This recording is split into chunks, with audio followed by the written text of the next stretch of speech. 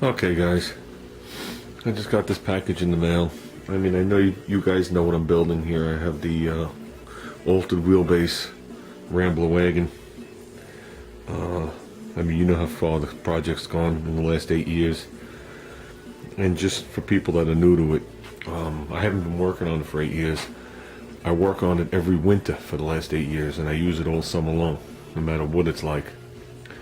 So, you know, the car's been through a lot of transformations in the past 8 years. And I'm not the type of person that'll just open up a catalog and just start buying stuff and start bolting it on. I slowly find stuff. I look for bargains on stuff. I love my swap meet finds. And I also buy things that I could modify and use to the way I think they should be. You know, I'm not the type of person that sees a picture in a book of a car and copies it. I've never been that way. I never will be that way. You know what I mean?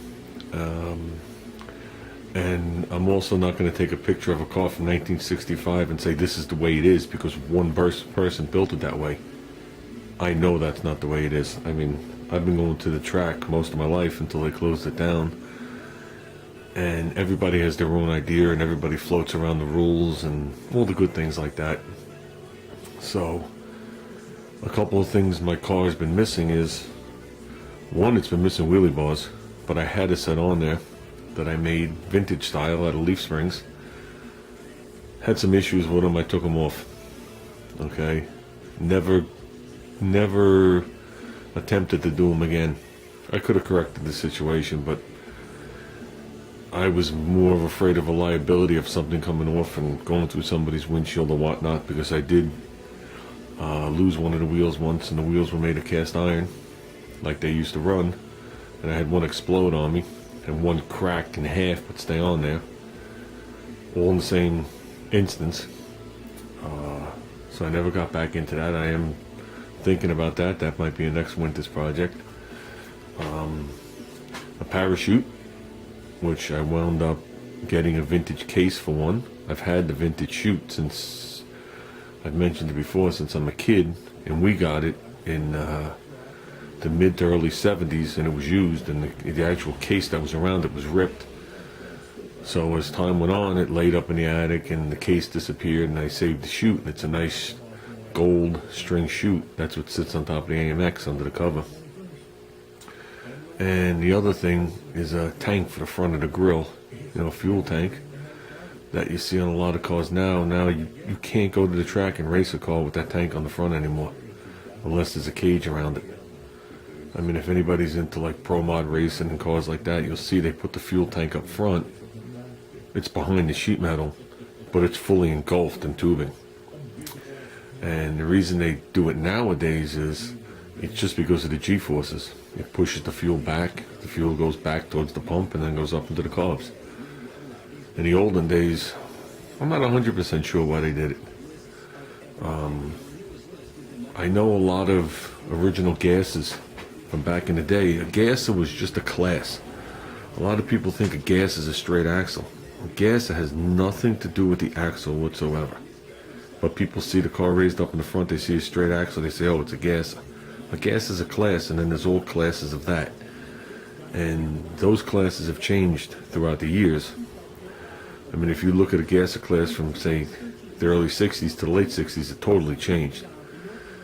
And the motor size to your classification changed. A lot of stuff changed on it.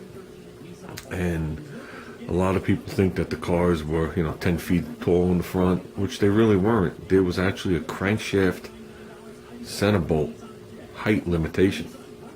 Okay, depending on what year and what class you were running, you could only raise the crankshaft up X amount of inches off the ground. So, yeah, there is a couple of cars out there that they were 4 feet off the ground in the front, but that was not the norm. And a lot of gasser classes, a lot of these cars were street cars.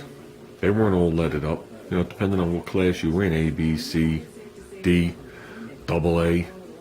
You know, when you were running blowers and stuff like that.